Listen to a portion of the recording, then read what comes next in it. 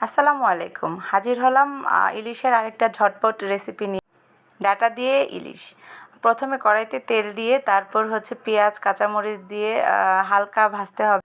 আমি একটু রসুন বাটা দিয়ে দিয়েছি সামান্য, সেটাও আগে একটু ভেজে নিতে হবে। তারপর একটু মরিচ গুঁড়া দিয়েছি, এতে করে কালারটা সুন্দর আসবে।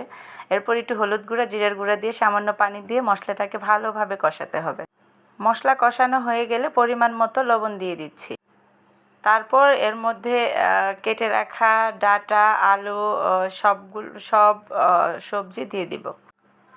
আসলে ইলিশের জন্য তেমন কোনো আয়োজন করতে হয় না, ইলিশই হচ্ছে তার নিজস্ব আয়োজন নিয়ে থাকে। কারণ হচ্ছে ইলিশে যা কিছুই অ্যাড করা যায় সেটাই সুস্বাদু হয়ে যায়। তারপর আমি ভাবে একটু কিছুক্ষণ নেড়ে চেড়ে কষিয়ে নিব। কিছুক্ষণ পরে দেখা যাবে যে ডাঁটা আলু একটু নরম হয়েছে।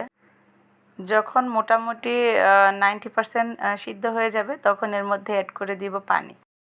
আমি সবসময় মশলার মধ্যেই মাছটা আগে কষিয়ে নিই, কিন্তু আজকে হচ্ছে ভুলে গিয়েছিলাম, তাই কাঁচা মাছটাই দিচ্ছি।